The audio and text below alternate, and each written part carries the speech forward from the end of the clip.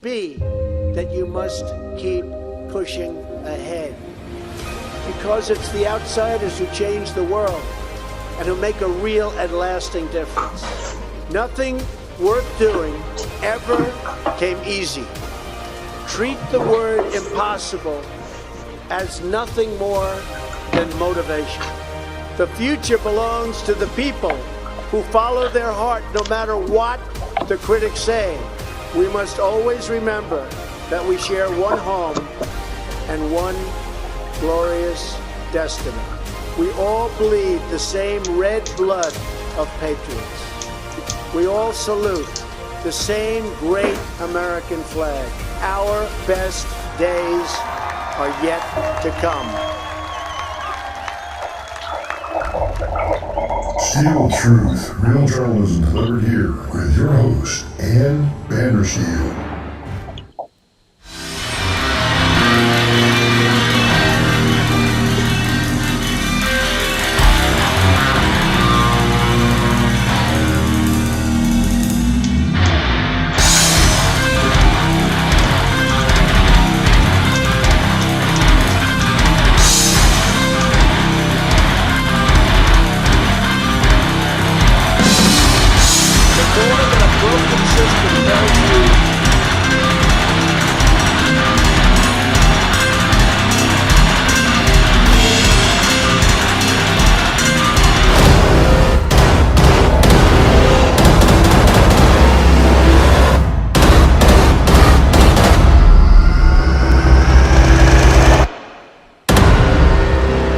This guy with the pillows on Fox? My pillow guy, Mike Lindell. Where is Mike?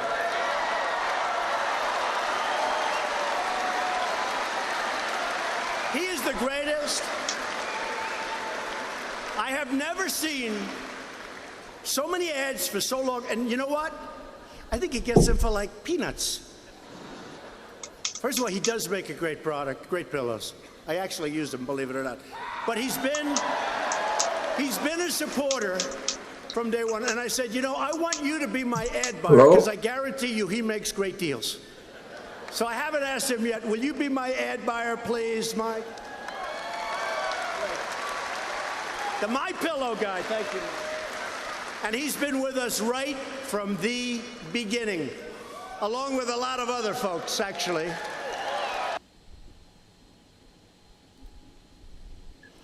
And good morning, everybody. It is Thursday, February 13th. Are you ready for your delivery of the Steel Truth? This is Ann Vandersteel. I'd like to thank our sponsors for stepping up and supporting us here at Steel Truth. We have some good folks over at yournews.com who provide the news not only on a national level, but they also aggregate all the local news under one roof. And you can find this broadcast there under the Ann Vandersteel section. Also, we've got some excellent partners over at The Range, where they are putting us digitally streamed on your smart TVs over at Apple TV, Amazon Fire, and Roku digital TV streaming services. So please show our sponsors some love and check out our broadcast where you can find us over there. And as always, you can find us on Facebook on some of my favorite pages. Hillary for Prison, Donald Trump is our president, and of course, mine over at Steel Truth. And we always come strong through on Periscope TV, as well as our website, steeltruth.com. All right, if you guys have not heard of this new gentleman that I'm bringing on screen here, one second, I just lost my camera situation. I apologize for that. We seem to have lost what I'm doing. Anyhow, if you have not seen this gentleman at all, you're going to want to get to know him here very quickly. His name is Mike Lindell. He has done an extremely incredible amount of work. If you haven't heard of him, you've probably been living under a rock and certainly not getting a good night's sleep. He is the inventor of and CEO of My Pillow. You know him as that energetic guy who wears the cobalt blue shirt with his beautiful cross sticking out and hugging around his neck every single day, reminding him of who his savior is. But he's also, out there stumping for the president.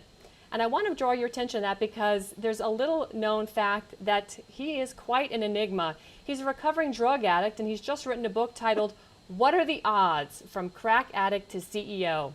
He has a multi-billion-dollar business, My Pillow. He's on fire, and it's based out of Minnesota. He claims he's had divine inspiration, which resulted him in building this business. His story is quite compelling. In today's drug-addicted society, from addicts living under a bridge to functional addicts moving, working, and living amongst us, Mike overcame his addiction when 3 of his own drug dealers held an intervention. Now Mike is helping President Trump make America great again. Fresh back from meeting with Brad Parscale, President Trump's re-election campaign manager, please join me in welcoming Mike Lindell. Mike, it is a pleasure to have you on here at SteelTruth. I'm having trouble getting your guest video up for some reason. Let's see what's going on with my... Hang on one second. All right. I don't know what's happening here.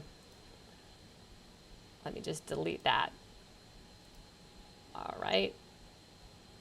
Oh, there you are. All right, Mike, I'm sorry about that. Hello, everyone. We had some technical difficulties this morning. I apologize for that, everybody. But Mike Lindell, it is a pleasure to have you here on SteelTruth. You are one of my most favorite people on the planet. I had the pleasure of meeting you at the evangelical event for President Trump down in Miami, and that was spectacular, wasn't it? Yeah, it was absolutely amazing. It was one of the best rallies and best events that I've gone to. I spoke afterwards with all the pastors that were there, and it was just a very divine event, and it was absolutely, you couldn't ask for a better event. Yeah, I have to say it's just riveting when the president gets up and speaks in front of a group of evangelicals, Christians, people who believe in God. It is absolutely electrifying. I left there walking about 5 feet above the ground. I felt like I was closer to heaven, closer to God, and of course, President Trump always makes you feel incredibly special. There's something about that man, and you have that same characteristic, Mike, which is why I am so drawn to you as a person who's out there evangelizing not only for the president, but also for God and for recovering addicts and really making your way. So I want to start off with, because you are fresh after a meeting with Brad Parscale, tell us a little bit about that meeting yesterday. What did you all talk about? Well, about a week ago, about 10 days ago, I was with the president, and he said, "Mike, will you run my Minnesota campaign for me?" I said, "Absolutely," because I've had some ideas for about the last 6 months of what we can do in Minnesota and other states for that matter. And I said yes, and then he made the call, and then we set up a meeting with Brad. I was with Brad in New York City last night or yesterday afternoon, and I told Brad, I laid out the whole plan, and Brad said, "Mike, so many people bring me things," and he said, "This is absolutely spot on," and that made me feel good. It was so excited. I was so excited. So we're gonna implement it, and he said, he goes, "Mike, the president will be calling you." He said, "This is great." So I'm very excited, and I'll tell you, talking to Brad, and look, that guy is a genius marketer, and him and I throwing ideas back and forth. It was just like talking to someone, because I do a lot of marketing myself, and it was just like talking, being able to bounce stuff off someone that's got that much expertise in the space that I'm in. It was just incredible time. We probably spent about an hour together, and I was very blessed to even be in that building and talking to him. It's very surreal. Oh, that's fantastic. Well, is there anything from the plan, any little snippet you might want to give us a sneak peek about? Well, one of the things is I'm doing in Minnesota is I'm going to be going around, and I'm going to do individual, I call them revival rallies, and I go to each town. I know, believe me, I've been to every town in Minnesota. I've been, with My Pillows back in the day when I was selling them, just going town to town. And I'm going to go into these towns, and I'm going to do this like a revival rally where I'm going to talk to everyone about, where I've come from, my story. I come out of addiction. I didn't know anything about politics. So I'm going to kind of tie it into how I met the president, to basically tell my story, how I didn't know anything, and now I learned how politics plays such an important thing in our daily lives. And then I'm gonna, tell them all, here's what happened so far, and how it affected you directly. It's going to be very educational. I want to make it very educational, because for me, I like talking to people, the independents and people on the left that and say, you guys, you need to look at what's really going on and these great things and what these problem solutions, the president being so pragmatic and common sense, being able to solve these problems that we've had for decades.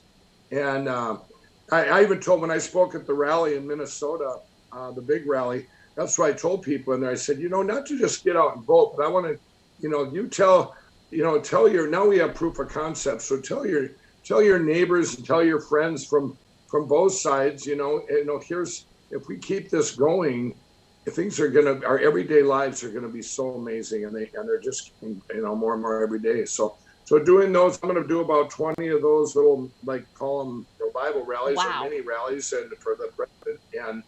And I actually did this on a small scale in North Dakota for my friend Kevin Kramer, Senator Kevin Kramer. And I went to North Dakota and I spoke about, told my story about being an ex, crack addict, and 2,000-3,000 people showed up, and then we're able to show from a common sense point of view. I'm just an everyday person. I never voted for anything in my life. I didn't know anything about it, but boy, oh boy, are they important. Politics are probably one of the most important things to because they can take us down bad paths, and they can take us down good paths. They most certainly can. So speaking of politics, Mike, you put out a tweet recently, and it caused quite a stir. It was with you and the governor of Iowa, and it says, "I was honored to spend time with Iowa Governor Kim Reynolds. She gave me great advice and information for if I do decide to run for Minnesota governor." Come on, spill the beans. Where are you with this? Well, this thing started. I was signing my book, and the Minneapolis Star and Tribune came out to my factory, and they were doing a big story on, my book's getting out there. I have What Are the Odds from Crack Addict to CEO. I'm signing them all, but I've been bringing people into my company. My son is recently moved to Chief Operating Officer, and I'm moving people around and bringing people in because I'm going to be launching my Lindell Recovery Network. And then I said to the paper, and then if I ever get into politics, and she took that and ran with it, like running for governor. And I said, yeah, if God ever leads me down that path, I would do it. Well, then in the last 10 days, it's come up for. I ran into the ex-governor of Virginia and talked to him, and he said, "Mike, there's a thing coming up in Washington, D.C. It's the RGA, and all the governors are going to be there." And he says, "I can set up meetings if you want to do your due diligence," which I did. I wanted to know, with my big platform, am I better off staying outside of politics, just getting behind the good things I know are going on, like the president, or would I be able to, because Minnesota, I believe, is taking a path I don't want it on, such as, I'll give an example, the black unemployment in our country at a 50-year low, but Minneapolis is the highest in the country. Now, there's something wrong with that picture. I grew up in the state. And anyway, I met with the governor of Iowa, the governor of Texas. These are all private half-hour meetings. I wanted to do my due diligence. Governor of South Carolina, the governor of South Dakota, and it was just amazing to meet with each one of them and say, okay, what are you able to really make a difference in that space? And then they actually said, the hardest part is the campaign, and because you're going to get attacked and everything else. And I said, well, that's the part I like. I enjoy standing up for what's right, or what I feel is right. And I've already been through all that. When I went all in for the president, I was attacked more than any person in the country, other than probably the president. But I really did. It was really good what I heard from all of them. And so if the time does come, that would be, I just know that I would be able to make a difference, which meant a lot to me. Like, if I even think about it, if they can't do anything. So it's there, it's sitting out there. But I've got a big job to do with helping the president in his campaign coming up. So, well, that's not till 2022, so I can kind of keep it out there. Well, I think, you know what? I think you'd make a fantastic governor. You clearly know how to run a very successful business. President Trump has done more for this country in the 3 years he's been president, with every single headwind against him. He's had really very little support except from his people who elected him. And a lot of people who walked away from various political affiliations and ideologies and realized the benefits of what the president is doing. This MAGA movement is unlike anything this country has seen. You are so emblematic of that, Mike. You are a warrior out there. You have, and I want to get your testimony here because it's an incredible testimony where you came from to what you're doing. But you know how to win. You know how to beat the odds. You know how to win. And if you have good people running your company beneath you and you trust them, it's time to delegate. And that's what the president has done so well, is like yourself, he's delegating responsibility to key people who have helped him deliver our economy, jobs, manufacturing, trade negotiations, peace around the world. He's really done an amazing job despite all the nonsense that he's been challenged with, the fake news notwithstanding. So he's really, I call it rope-a-dope. He's rope-a-doping a lot of these people in D.C. right now, and he's beating them at their own game. Right. He beat Hillary at her own game. Well, you know, the amazing thing, the amazing gift he's got, his God-given gift, he's able to take things out in little silos, so to speak, and say, okay, what's this? Let's pull this one out today. What's the problem? What's the solution? And what would it manifest to if we did this solution? That's right. And it's just a gift. And he's such an amazing listener. He'll take it all in. It's like a calculator in his brain, just because he's been there. He's been in business, so he knows. You know, it's like myself. I've been in business, but I've also, like when I'm launching my recovery network, I've also been there. So somebody that's been there, they know, you know, they have all the pieces to be able to put them together, take them apart, and then put them together better. And then here's what it'll manifest to.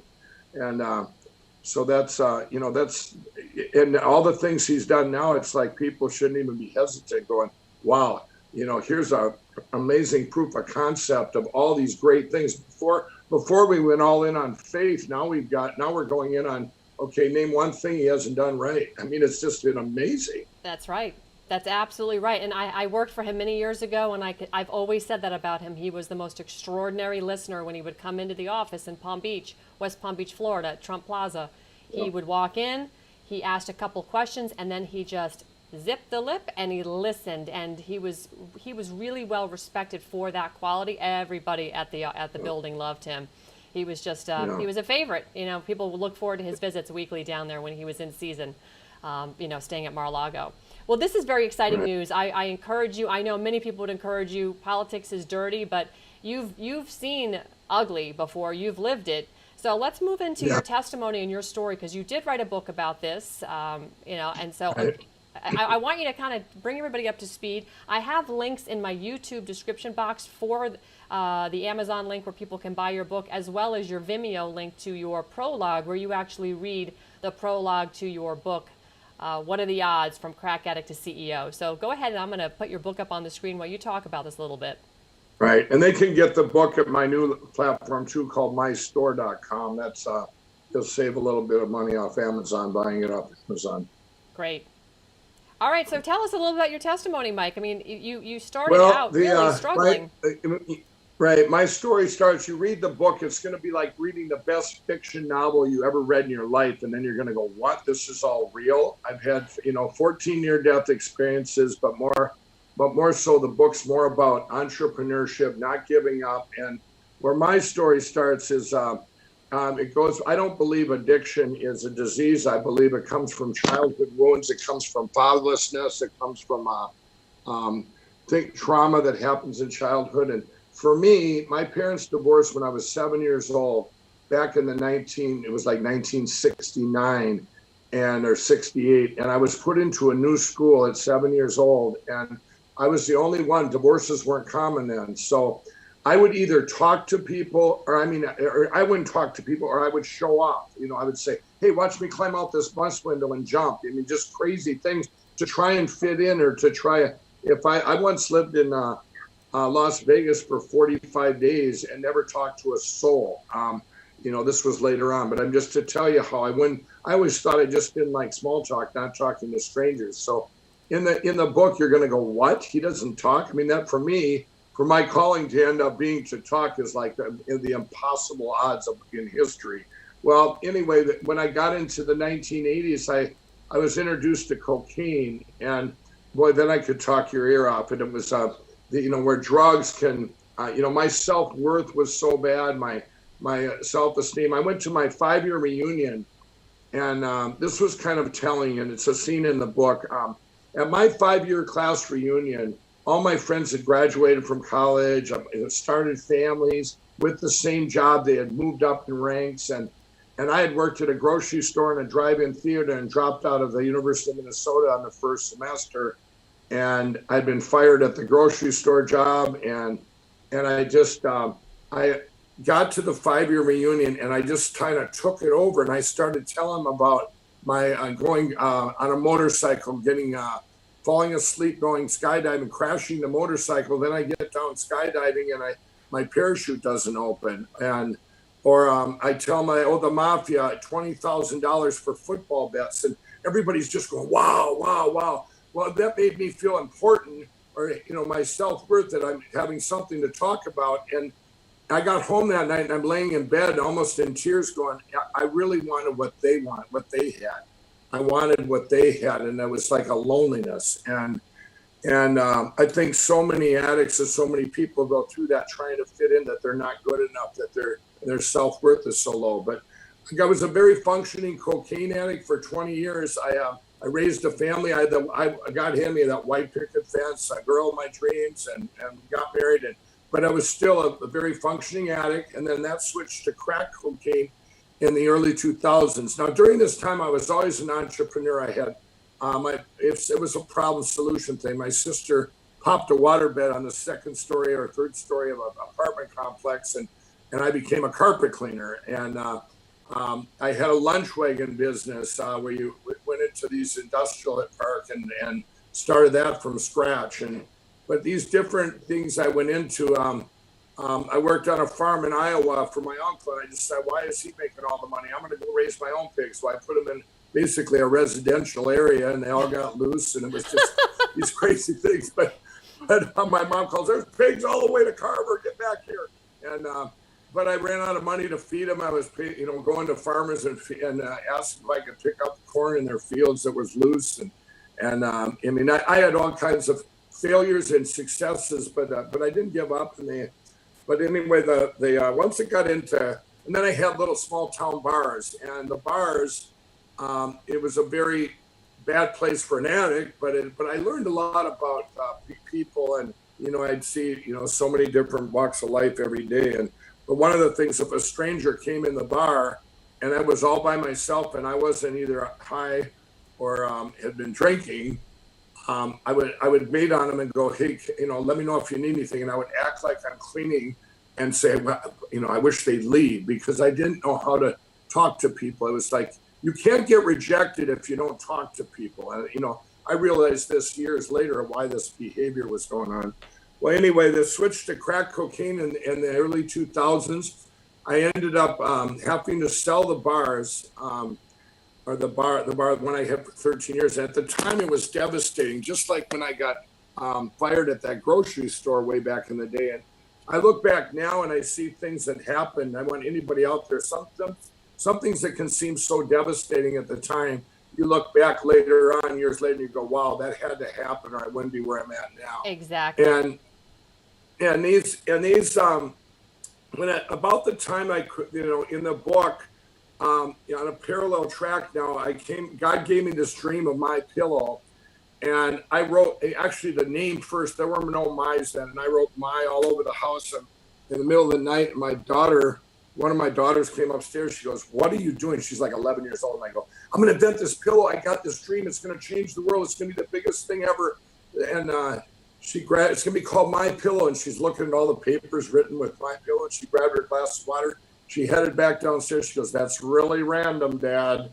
And took the next year and a half of just diving in. And it was just everything I had. Addicts are hard work even when they're not on. There's nothing harder work than addiction. And but I put everything I had into this pillow, into My Pillow, and but I also had my crack addiction at the same time, and my compulsive gambling and all these other addictions. I finally had the pillow invented. And I walked into box stores and I went everywhere, and I went into like a Bed Bath & Beyond. I go, I got the best pillow ever made. How many you want? Where's your manager? or, where's your buyer? And they're looking at me, and he goes, you need to leave now, sir. And I go, what do you mean? How many do you want? It was just I was so excited, but I was turned down everywhere. It was just devastating. Nobody would take it. And finally, someone said, Mike, why don't you do a kiosk? I said, how do you spell that? I didn't know anything about a kiosk. And I did a kiosk, mortgaged my house, everything I had left. I had no money left in the world. And mortgaged the house even to buy Christmas presents that year for the kids. And I had 4 little kids. And we did this kiosk, but I was only there one day. My wife at the time, she worked almost all the hours because I couldn't interact with the people, and I certainly wasn't going to be on drugs when I was there. And the one day I was there, this guy came up, he bought a pillow, and he said, do you have a business card? I said, oh, I'm all out. I said, here, and I wrote my name on a piece of paper. And well, the kiosk basically failed. We sold maybe 60 to 80 pillows, and we lost another $10,000 to $15,000. We lost everything we had because they didn't sell. We didn't really know what we were doing, the marketing or anything. Well, this guy happened to call in January of that year. He says, are you the guy that, the guy I'd give that number to? This was such a divine connection or appointment. He goes, are you the guy that invented this pillow here in Minnesota? And I said, yeah. And he goes, well, this pillow changed my life. He said, I run the Minneapolis Home and Garden Show. Would you like the spot there? And I said, sure. And I borrowed money to get in the show, and I set up my booth differently where I could put a table in front of me where I could talk to people. They wouldn't come into the booth. So I kind of had my protected area. and the people came up to me that bought pillows that first day, almost all of them came back the next day and said, this pillow changed my life. And they're going, so what, and for me, it wasn't about the money. It made me feel so good inside that I had done something to help someone. Mike, and that made me feel good. Mike, can I ask you a question? Because I actually have we own your pillows. We bought them years ago, and I always was a person that had to sleep on down pillows that were really flat. And right. I started to just get a lot of allergies and not feeling really good. And so I said, I'm going to try this. This guy's always on TV. Every time I'm watching Fox News at night, he's always on Fox News. I'm going to buy his pillows. So we bought pillows. We bought 2, and then we bought 4, and then we bought 6. And now we have, I don't even know how many pillows. They're in all the rooms, right? We have pillows everywhere. We have guest pillows. They're amazing. I don't know what it is, but was it when you were a crack addict and you're sleeping in uncomfortable places maybe, or you just weren't sleeping at all? You thought, I need a pillow to help me get through it? What was that? What was the inspiration besides divine? I mean, well, what was really... that goes back way before I was an addict. I remember it being 16 years old, and one of my first paychecks at that grocery store, I went out and bought the most expensive pillow I could find, and it was a down pillow. It was like $70 in 1977. I believe it. I mean, who does that? And I got home and it was horrible. My neck was hurting. Yeah. Down goes down, and I couldn't return it. And that's right. But all through my life, I tried different pillows. I just knew, my neck would be sore. I'd be using my arm. My arm would go to sleep. Yep.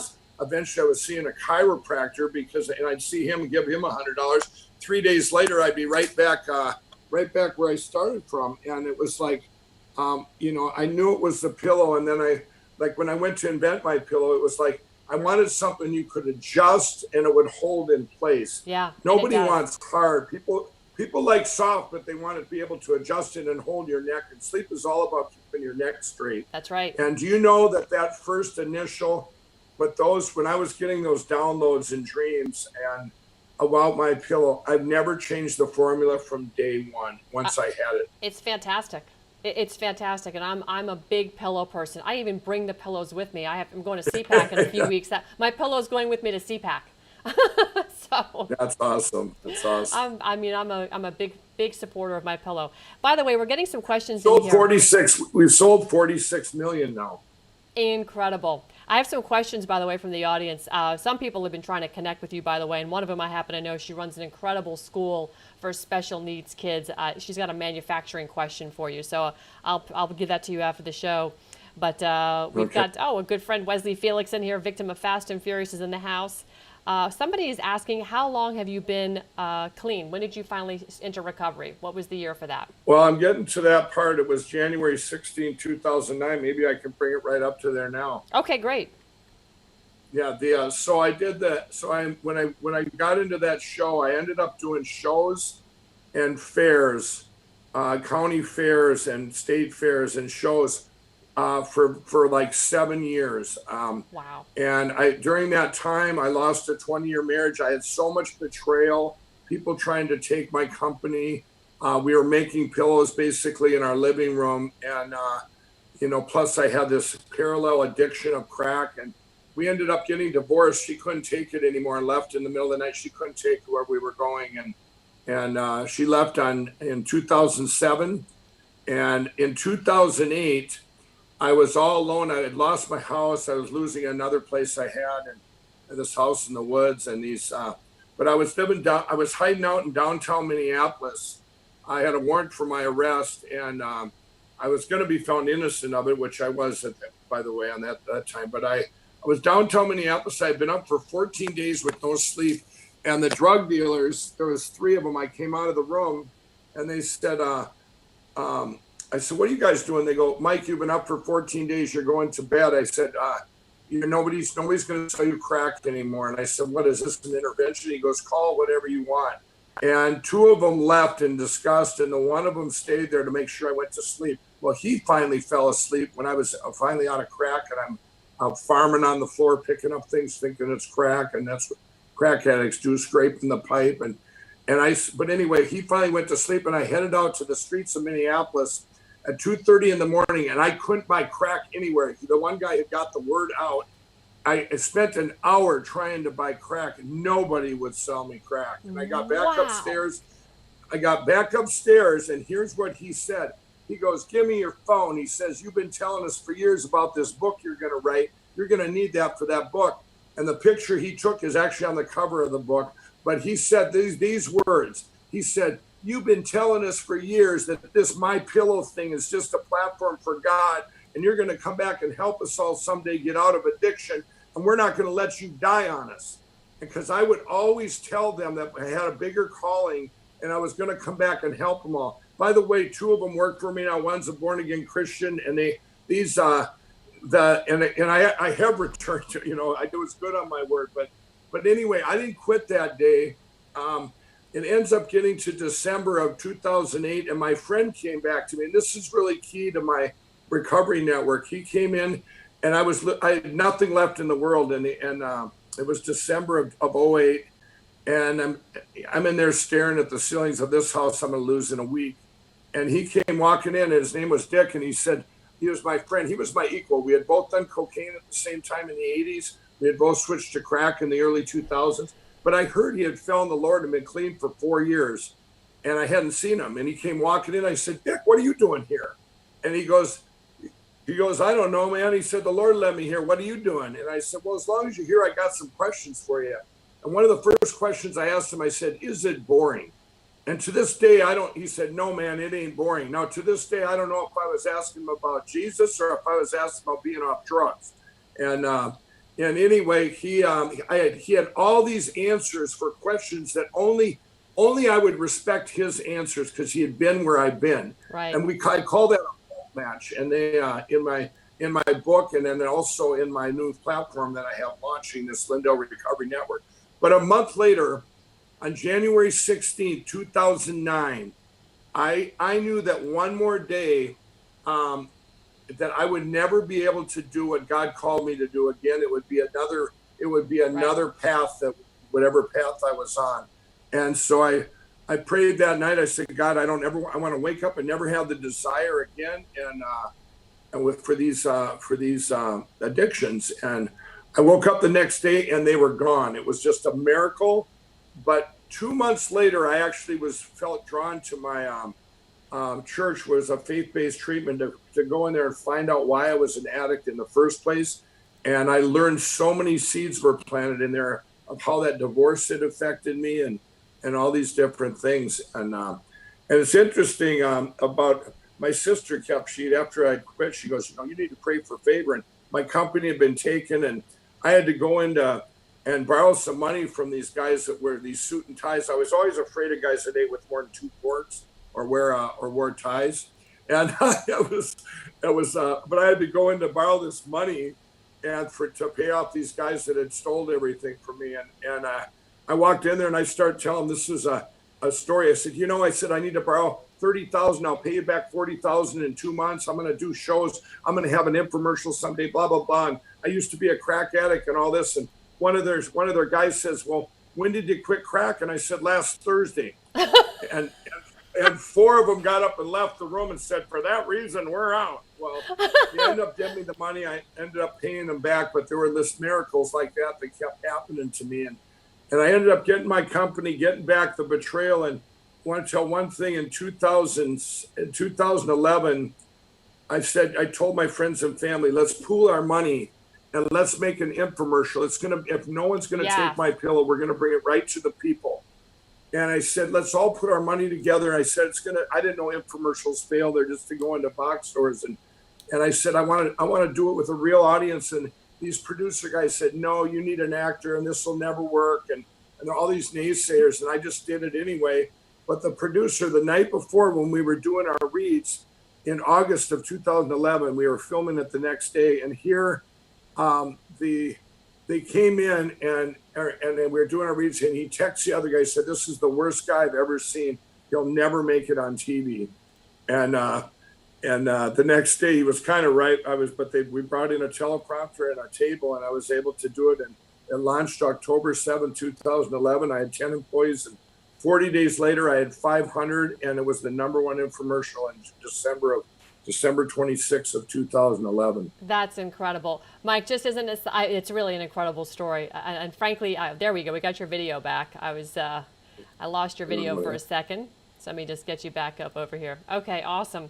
You know what? Like President Trump, you have divine intervention. You are a vessel being used by God, by Christ, to get a lot of amazing things done, create jobs, give everybody a better night's sleep, prove to people that you can come from a dark place and overcome. And I really believe you have a lot more work to do. He's going to continue to use you as a lightning rod for God, essentially, to help make America great again. But not only from business, but also from recovery. So this is a perfect segue. I want to talk about your Lindell Recovery Network, because what you're trying to get done is really hand in glove with what President Trump is doing in addressing the opioid crisis and the drug crisis, which is why this wall is so important, right? We see crack cocaine and meth and other stuff coming in, and tens of thousands of people every year dying from these drugs that are smuggled in. We've got to get our arms around this, and we've got to help people, because there's functional addicts out there. It's not even these opioid addicts. They're functioning, right? They go to work, they have families, but they're massively addicted. Absolutely. These are, I've said it before. It doesn't matter it doesn't matter how many forks you eat. Addiction affects everyone right now. Every single person knows somebody either dying or a relative. It's horrible. So let's talk about what you're going to do with the Lindell Recovery Network. What is your vision? Let me tell you one thing, too. I want to tell you that the president, when I first met him, he reached out to me in the summer of 2016. I didn't know anything about politics. And they said, and it was a private meeting, they said, now, whatever you do, don't tell him you were an ex-crack addict and blah, blah, blah. One of the first things I told him is, you know what? I was an ex-crack addict. And I said, I'm going to have this foundation, this recovery network to help addicts. And his passion to bring jobs back and everything else, and to get rid of this horrible epidemic we're facing, it just matched everything. I walked out there, he's been the greatest president in history. Well, I was there when he signed the opiate bill, and all the things I'm doing now. The Lindell Recovery Network is going to launch in about 2 months. In fact, proceeds from my book are helping. I've done this all myself with the financing of it. And I wanted to get it all set. It's going to help millions of addicts with the best help ever. And I'm telling you, it's when I can say that boldly. I've been there. I've talked to other addicts. I've spoke all over the country. I've told them about this, what we're going to do. And they said, wow, this is amazing. And and it's going to employ tens of thousands of addicts that have gotten set free, that have got their hearts restored. Because I tell people all the time, there's no harder worker than an addict that's been set free. Because people say to me all the time, Mike, how do you get anything done? Do you ever relax? Wow, you work all the time. I said, I'm not working. I love it. Addiction is hard work. Right. This is fun. It's enjoying. My passion's there. People want to help other people that have been there. One of the things the president's done too, in our country, so many places restrictions were put on. If you wanted to counsel an addict, you had to go to school for 4 years. Really? I've forgotten more about addiction than half of them will ever know. And, I want somebody that's going to be helping me that's been there. Right. And how did he get set free? That's who needs to be our counselors. Amen. Amen. Nothing like on-the-job training for those that Right. need to be schooled. I completely agree with that. Let me ask something though, because the one segment of the population that seems to really be sort of not being addressed is our nation's youth, kids that are adolescents before they hit the age of 18, so they're not really adults. What sort of facilities are out there for those kids? Because a lot of times it's either an insurance question, which you may not have the right insurance, and it's tens of thousands of dollars a month to get these kids through treatment facilities. Is there anything that you're aware of on the horizon, or are you going to be looking at that problem as well? Because these kids are addicted to these vapes, which God knows what's in those things, in addition to these massively powerful THC pens that they're smoking. Right. Well, that is the group that I'm talking to. I mean, that is this recovery network that comes out. One of the things on there I can tell right now is you just hit the nail on the head. They're preying on addicts and their families. Oh, addiction's a disease. Does your loved one, if you have insurance, you can pay $30,000 a month and come to our facility. Right. They don't work. We need to go to a teen challenge, Salvation Army, Union Gospel, the faith-based. And when I say faith-based, that's Jesus Christ. These are based on God. And you need to find out why you were an addict in the first place and get your heart restored. This country went down a bad path, so got out of our schools, got away from our youth, the foundation of family and God. And these kids don't have anything to fall back on. They feel they don't have any self-worth, so they don't have any. But you know what I tell them? Here's what I can tell you. If you're an addict out there and you're a teenager or early 20s, you look at someone. We all know someone, and even the families of those kids. We all know people that have died, and we all know terrible tragedies that have happened. I've had it happen in my own family, and I want to tell you, we also know of success stories. So you look at somebody out there that of that age group, and that's a success, and you find out how he did it or she did it, and you duplicate it. But you're going to find out it was the faith-based centers, the faith help, the help that's out there, and they're out there everywhere. And people are starting to realize that these are the ones that work. Teen Challenge, there's no better place on the planet. Are you kidding me? Yeah. That's what they've been. The Salvation Army's been helping addicts since 1886. Salvation's not just bringing clothes in and ringing bells at stores. I mean, this is what they do. This is they're experts in. And all these places where they actually, and most of them it's addicts that have been through it that are the ones being the counselors. And that's what you need. You need your hope matches. You need to see where people just like you, the same addiction, same age, has gotten help, and duplicate that. I'm getting some questions here, Mike, from the audience. We have Meech who's asking, I'm sorry, let's see here. Oh, sorry, For True Freedom USA is asking, do you think that there needs to be more detox centers around the country? Detox, I mean, that's a different thing. Detox brings you off the drugs, the temporary. Heroin's horrible to come down on. I just had a loved one just yesterday coming down the last 3 days. It is one of the hardest things to come down on physically when you talk about heroin. And it's actually painful. I've never done it, but I've heard from people it's so bad. Here's what I believe. I believe you have to have more. Yeah, you need more of those, absolutely, but they need to be connected to which they are your faith-based treatment. I mean, your Teen Challenge, your Salvation Army, any of these places that they'll send you to the right places to come down physically, and then you need to go into a facility to get the help. What I want to talk about too, you brought it up before, addiction. When we talk about this, isn't just people in the streets. I mean, most of our addicts are functioning addicts, or people that are aren't living in the streets. The people in the streets have two problems. One is that, back in the 1970s, we had like 3 million people in mental institutions, and now we have 40,000. Right. They have problems. They have problems, and a movie came out, One Flew Over the Cuckoo's Nest, and everybody says, "Oh, we got to get rid of all the institutions." I remember. Well, we need to bring back help, because now we have the right help also for schizophrenia, bipolar, DID, borderline personality disorder. These things they put labels on to get these people help.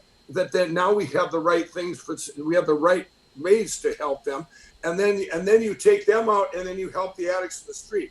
But I'm talking the everyday functioning addicts. You need to have, when you say the more detox centers, I just think people need to know where all the right help is, and that's one of the things my Lindell Recovery Network is going to do. It's going to put all these. I've been over the last 2 years. I have researched, spent hundreds of, I don't know how many thousands of hours. I've had a group of 15 people just doing due diligence of all the great things in our country that's working, including what the president's doing.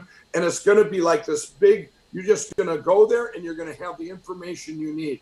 So there is a lot out there, but I think people can't get to them or can't find them, or they end up doing things, trying to detox themselves, which is very hard, and it can actually be dangerous. Yeah, and in fact, I'm getting some good feedback. People are saying, please make sure that Mike talks to President Trump about detox centers around the country. He agrees that we need a lot more detox centers, and also loves the fact that you're referring to the faith-based re-education healing centers as well. So people are really loving what you're saying. You got a comment here from Instant Justice that says, we got to get Mike a new camera stand, LOL. So yeah, it keeps falling down here. It's all good.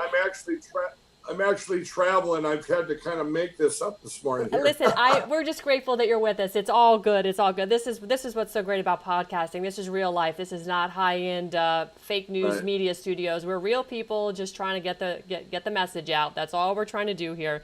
Nothing too fancy. Yeah, I'm just fortunate I have a bunch of my books along. I was able to stack this to get to the right height. So there you go. See, those books come in handy, right? Julie Sweeney. Problem solution out there. That's right. There's always a solution. A problem is an opportunity to find the solution. Julie Sweeney, Mike, wants to know, do your facilities treat alcohol addiction as well? Every addiction, I'm not going to have facilities. This is going to be online. It's also going to be basically showing you where all the help is and the help that I'm going to have online. This isn't just alcohol. This is alcohol, meth, cocaine, crack, which is a different drug, porn, sex, which is different than porn addiction, gambling. I don't care what the addiction is. This Lindell Recovery Network, addictions all come from the same place. They come from wounds of unworthiness and depression and anxiety that manifested from maybe a father that wasn't there, or an upbringing or a trauma that happened in childhood. It can be, you've got our veterans, they get traumatized later in life, the post-traumatic stress. All these things are going to be on there, but you're going to see the commonality of these hope matches, and you're going to see what worked for them, whether it's a veteran, whether it's a mother that had kids. It's all going to be there. And I didn't just like my pillow, I made it to work for everybody. This is going to work for everybody. I believe it's the best help in history for every single addiction. We're not just going to say, hey, we're going to help this and we're going to help this. No, I want everybody, because I view, just like I do with my pillow, where I view every customer as my only customer, I view every life out there as so important, and every person so important, that I want each and every person covered. And I say, oh, shoot, I got here and this isn't for me. Yeah, it's a beautiful thing that you're doing, Mike. Your life is a testimony to Christ, the love that you give him and he gives you, and the fact that you are open to doing the work of God, really. It's absolutely incredible. And I love the fact that, when you're doing every single commercial, you wear that, highly recognizable trademark blue cobalt shirt with your cross right there for the world to see. It's beautiful. It's absolutely beautiful. You're good friends with some of the people I know that are involved in the faith, advisory council, like Pastor Paula White and, of course, Lee Valentine. You and I met Lee one time, speaking of your business and how you took a lot of heat for supporting the president. Lee Valentine suffered the same thing. These are people that, stand by the president and take a lot of heat for it. And I think more people are coming out of the closet now, and they're seeing the work that he's doing. Like yourself, the work that you're doing, it goes beyond making money. You're actually solving problems, and you're giving people hope. Right. You're giving people a way forward. You're giving them their lives back, and you're giving them a heck of a good night's sleep. So personal Right. testimony. Well, I want to tell something. You know, you hit on something there. If you're a business out there, my busiest day is the day I'm in. We got to quit living in fear. Get out there. Sure, when I went all in for the president in 2016, I was attacked. Let me tell you, I'm going to tell a quick story to tell you how this is. I met him in New York City on August 15, 2016. I had never voted. I get back to Minnesota to tell my local media, hey, I met Donald Trump and here's what we talked about. I did a press release to tell him that. I didn't even say what we talked about. And guess what? I was emailed back that I was a racist, that I was this. I was just attacked going, what? And that just made me even go more all in. I was so upset. And then the Better Business Bureau lowered my rating from My Pillow to an A+ to an F. I mean, you name it, it attacked me. But you know what? I stood my ground for what I believed in, where I believe God had put me, for what was right, morally right, and everything. And I'll tell you, he's rewarded me with tenfold. I got 3 times the amount of employees. My business is booming. And because I did the right thing, now I don't get so much attacked anymore, because they go, you know what? They'll go boycott My Pillow and Mike Lindell, and they'll go, you know what? Why are we going to boycott him? Because he'll just double his ads. We see enough of that guy. That's right. That's exactly right. It's funny. It's funny, Mike, every time they attack somebody who's a Trump supporter, like Sean Hannity and Laura Ingraham and Tucker, anybody that's out there stumping for the president by standing up for his policies and how he's making America great again, when the advertisers start, these boycotts start happening, what happens? We all come in, the movement, which is even much bigger than it was 2 and 3 years ago, comes in, and they don't try these tactics anymore because it fails. It blows up in their face. It's actually and that hilarious. that hurts the consumer too. When those advertisers are so chicken and they move to other parts of the show, or other parts of let's say it's Fox, they move to other parts. The price of ads go up, and then because everybody's over there, and then and the consumers' prices go up, they end up paying for it in the long run. I've said that before to because I advertise on the other stations too. I advertise on over 5,000 TV stations. I said, you know what?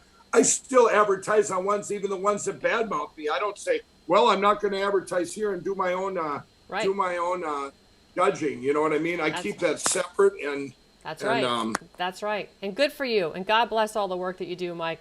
Gosh, you're such a dynamic guy. I was so excited to do this interview. I'm just so glad we got to do this today. Thank you so much for coming off on the heels of your meeting with Brad, sharing us with a little bit of insight as to what you're going to be doing to support the president. MAGA Soda, I interviewed Marnie Hockenberg yesterday, last night at 4 o'clock. Boy, that woman's a dynamo. She's getting a lot done over there. MAGA Soda, you're gonna help make Minnesota MAGA Soda, I know. And hopefully we'll see you maybe throw your name in the hat for the governorship in the next year or two, whenever you feel like you need to fire up that campaign. So, Mike Lindell. Well, we're good. Just a great Thank guy. you for having me on, and God bless you all. And yes, we're going to not just win Minnesota, the whole country. Yeah, absolutely. So that concludes today's show for Steel Truth. I appreciate everybody tuning in. Please share this out. The only way we get this out there is to beat the algorithm. It's just to share across all of your social media. You can always find and send people to SteelTruth.com, where they can catch all the latest shows as well. Mike Lindell, as always, a pleasure. Good to see you. I look forward to seeing you. Hopefully we'll see you at CPAC, right? Absolutely. I'll be there. Fantastic. All right. Have a good day, everybody, and we'll catch you next time on Steel Truth. Goodbye.